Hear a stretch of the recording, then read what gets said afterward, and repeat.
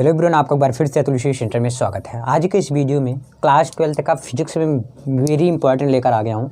अनंत विस्तार के समतल आवेशित अचालक के निकट वैद्युत क्षेत्र की तीव्रता। तो इसे बिल्कुल भी आप ऐसा मत सोचिएगा कि ये इंपॉर्टेंट नहीं है। जैसे आप सब समझते हो कि वैद्युत द्विध्रुव की अच्छी स्थिति ये ज़्यादा इंपॉर्टेंट है, वैसे ये भी अनंत विस्तार के समतल आवेशित अचालक के निकट वैद्युत क्षेत्र की तीव्रता बहुत ज़्यादा इंपॉर्टेंट है। ऐसा बिल्कुल भी मत समझिएगा कि इंपॉर्टेंट नहीं है, ठीक है। तो इसलिए देखिए 2016, 18, 19 में पूछा है तो समझ लो 21 की बारी है, ठीक है भाई। तो इसको ज़रूर करिएगा पूरा हल। अगर आता है तो फिर कोई बात नहीं, फिलहाल देख लीजिए इस वीडियो को पूरा एंड तक, तो आपको 100% समझ में आ जाएगा। क्लियर भाई। देखिए अनंत विस्तार की समतल आवेशित, इसमें दो फॉर्मूला आपको आना चाहिए, एक वैद्युत फ्लक्स का और एक गॉस के प्रमेय का।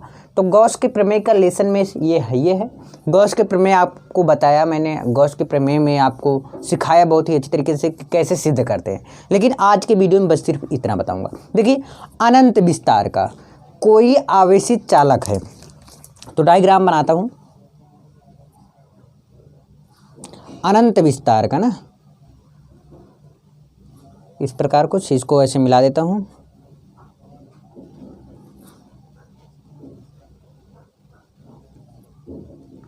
क्लियर, ये अनंत विस्तार का है और यहाँ पर एक गॉसियन बेलन है, ठीक है, गॉसियन बेलन है, ठीक है। यहाँ पर लगा दो, यहाँ पर क्या है, गॉसियन बेलन है।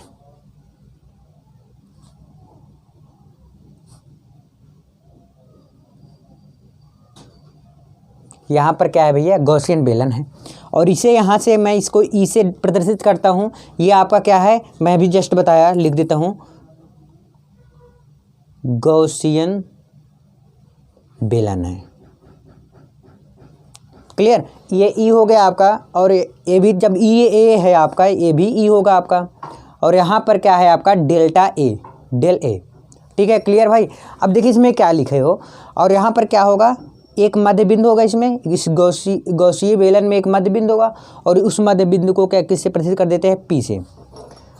ये अनंत विस्तार की कोई समतल आवेशित जो डायग्राम है, इसमें क्या होगा, कौन सा आवेश होगा, प्लस।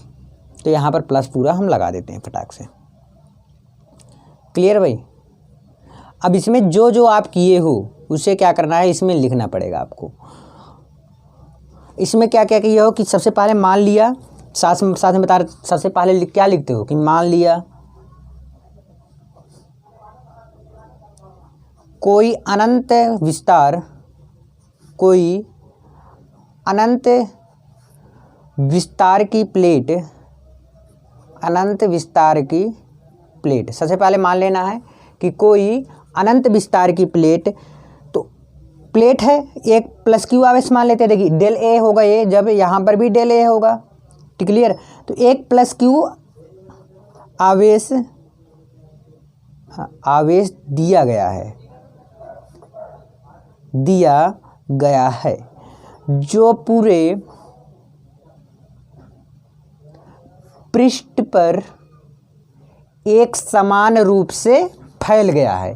देखिए पूरे पृष्ठ में क्या है, प्लस जो है, ये प्लस आवेश जो है पूरे पृष्ठ में एक समान रूप से फैला है, कहीं ज़्यादा कम नहीं है ना। तो एक समान रूप से फैल गया है,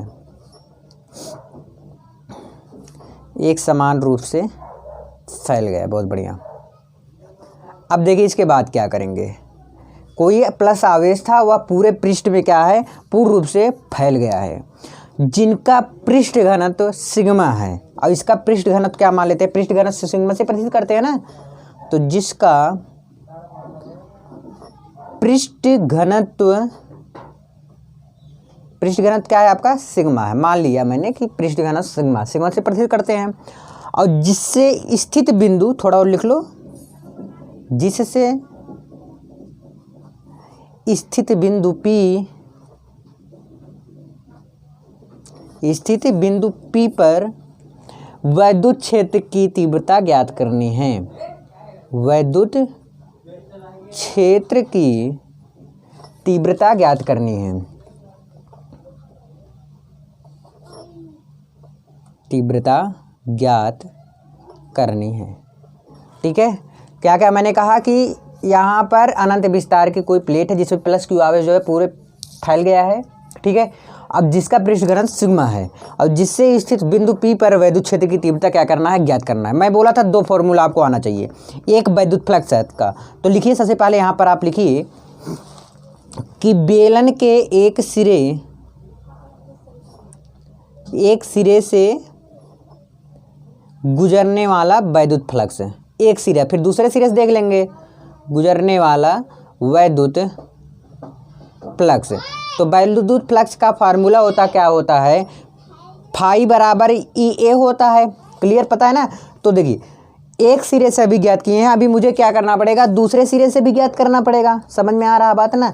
तो इसे हम फाई 1 नाम दे देते हैं, कोई दिक्कत नहीं ना। तो अगला हम अगर ज्ञात करेंगे कि बेलन के एक सिरे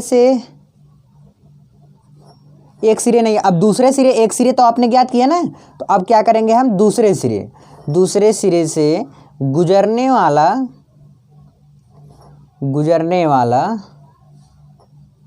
वैद्युत फ्लक्स। पहले मैंने एक सिरे से ज्ञात किया, अब मैं क्या करूंगा, दूसरे सिरे से ज्ञात करूंगा। तो हमारा फाई 2 हो जाएगा। ये क्यों, क्योंकि मैंने अलग अलग माना, क्योंकि 2 है ना, एक सिरे से फिर दूसरे सिरे से ज्ञात करने के लिए बोला। तो हम दोनों ज्ञात किए वैद्युत फ्लक्स। अब मैं कुल वैद्युत फ्लक्स ज्ञात करूंगा, जब लिखते जाइए भाई, कुल वैद्युत फ्लक्स। तो कुल वैद्युत फ्लक्स देखिए, अब कुल वैद्युत फ्लक्स जब ज्ञात करूंगा तो दोनों को जोड़ लूंगा, फाई बराबर क्या हो जाएगा, फाई 1 प्लस फाई 2। क्यों, क्योंकि जब मैं सामान पूरा ले लेता हूँ, मार्केट में जाके खरीद लेता हूँ, तो मुझे सारा मैं पूछता हूँ कि भाई कितने रुपए का टोटल हुआ, तो क्या करते हैं, सारा जोड़ देते हैं। तो देखिए फाई बराबर क्या हो गया, फाई 1 का मान है EA और फाई 2 के मान भी EA है, EA। तो हमारा क्या हो जाएगा, फाई बराबर 2EA हो जाएगा। क्या हो जाएगा, 2EA हो जाएगा। क्लियर भाई। देखिए जब पूरा ज्ञात किया मैंने, पहले सबसे पहले फाई 1 ज्ञात किया, फिर फाई 2 ज्ञात किया, फिर मैंने फाई ज्ञात किया कि 2EA आ गया, क्योंकि EA दोनों बराबर हैं, तो दोनों को मैंने जोड़ लिया, 2EA हो गया। ठीक है, अभी बहुत आसान था, अभी भी बहुत आसान है, सिर्फ एक स्टेप और आगे थोड़ा मतलब चलना है, एक स्टेप में आगे चलना है। ठीक है, तो इतना आप नोट डाउन कर लीजिए। अब मैं फिर मिलता हूँ आपको अगले पेज में। चलो, आई होप कि आप सबको वहाँ तक ज़रूर समझ में आया होगा और आगे भी आपका आएगा, बस घबराइए मत, 2 मिनट और रुक रहिए। देखिए वहाँ तक आपने फाई बराबर ज्ञात किया, फाई बराबर क्या ज्ञात किया, 2EA ज्ञात किया। मैंने बोला था कि एक वैद्युत फ्लक्स का फार्मूला लगेगा, एक गॉस की प्रमेय का फार्मूला लगेगा। तो गॉस की प्रमेय का जो फार्मूला होता है, गॉस की प्रमेय से, तो गॉस की प्रमेय क्या होता है, फाई बराबर क्या होता है, Q/ε0 होता है। Q आपका आवेश है, पता ही है, तो फाई बराबर Q/ε0। क्लियर बात समझ आ रही ना। अब ध्यान दीजिए, यहाँ पर फाई की जगह पर मुझे क्या रखना है, फाई की जगह पर आपने ज्ञात किया 2EA, तो यहाँ पर हम 2EA रख देता हूँ। 2EA बराबर Q/ε0 क्या हो जाएगा, 2EA बराबर Q/ε0। अब देखिए मुझे क्या ज्ञात करना है, E की वैल्यू निकालना है यहाँ से, E की वैल्यू। तो E की वैल्यू कैसे निकलेगा, 2A से जो है नीचे मल्टीप्लाई हो जाएगा, क्रॉस मल्टीप्लाई हो जाएगा, जैसे इसका बटे 1 लिख सकता हूँ ना। तो E बराबर हमारा हो जाएगा Q/2A/ε0। 2A/ε0 समझ में आया ना भाई, ये 2A का इसमें ε0 में गुणा करा दिया। समझ में आया, इतना है आसान कि नहीं है। एक चीज़ और आप देखिए, एक फार्मूला और आ रहा काम पे, फाई सिग्मा का फार्मूला होता है, सिग्मा बराबर क्या होता है, Q/A होता है। नहीं भी याद है तो याद कर लीजिए, सिग्मा बराबर क्या होता है, Q/A होता है। देखिए Q/A इसमें हम खोजेंगे तो Q/A कहाँ मिल रहा है, यहाँ पर मिल रहा है। तो Q/A की जगह पर मैं सिग्मा रख सकता हूँ। तो E बराबर हमारा क्या हो जाएगा, तो Q/A की जगह पर मैं क्या रख रहा हूँ, सिग्मा बटे के 2ε0 नीचे बच रहा है, तो 2ε0 मैं लिख दूंगा। समझ में आया, यही आपको निकालना था अनंत विस्तार का, यही था फॉर्मूला मेन। अब देखिए इसमें सिग्मा क्या होता है, सिग्मा होता है आपका आवेश का पृष्ठ घनत्व होता है। आवेश का क्या होता है, सिग्मा बराबर पृष्ठ घनत्व होता है। और इसमें ε0 एप्सिलॉन जीरो जो होता है, ध्यान दीजिए, एप्सिलॉन जीरो होता है निर्वात की वैद्युतशीलता होता है, निर्वात की वैद्युतशीलता, निर्वात की वैद्युतशीलता हो गया। क्लियर भाई।